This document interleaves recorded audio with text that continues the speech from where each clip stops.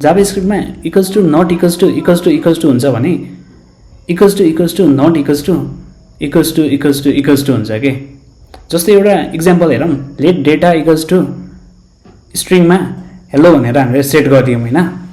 अब डेटा भन्ने भेरिएबलमा हामीले हेलो भन्ने भ्यालु सेट गर्नको लागि हामीले इक्वल्स टु युज गरेछौँ।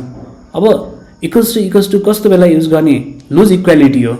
अब यसले कुनै पनि भ्यालुको टाइप चेक गर्दैन, भ्यालु मात्र चेक गर्छ। जस्तै एउटा कोडबाटै हेरौँ होइन, कन्स्ट इज इक्वल भनेर हामीले 5 एज अ स्ट्रिङ बनायो अनि अर्को 5 भनेको एज अ नम्बर ट्रिट गरेर इक्वल्स टुमा सेट गरिदियो।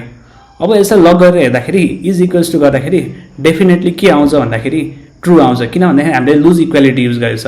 अब रन गरेर हेरौँ है त, नोड इन्डेक्स डट जेएस गर्दाखेरि ट्रु रिटर्न गर्यो। अब यसले ट्रु रिटर्न गर्यो। अब इफ हामीले इक्वल्स टु एड गरिदियौँ इक्वल्स टु टाइममा, त सुरुको 5 एज अ स्ट्रिङ ट्रिट गर्यो अनि सेकेन्डको 5 एज अ नम्बर ट्रिट गर्यो। अब यो इक्वल्स टु हुन्छ त हुँदैन। अब यसले फल्स रिटर्न गर्छ डेफिनेटली। अब इक्वल्स टु यसलाई अब ट्रु रिटर्न गर्नको लागि हाम्रो टाइप पनि सेम हुनुपर्छ। अब 5 एज अ स्ट्रिङ नै राखिदियो भने अब यसले फेरि पनि हामीलाई के रिटर्न गर्छ भन्दाखेरि ट्रु रिटर्न गर्छ।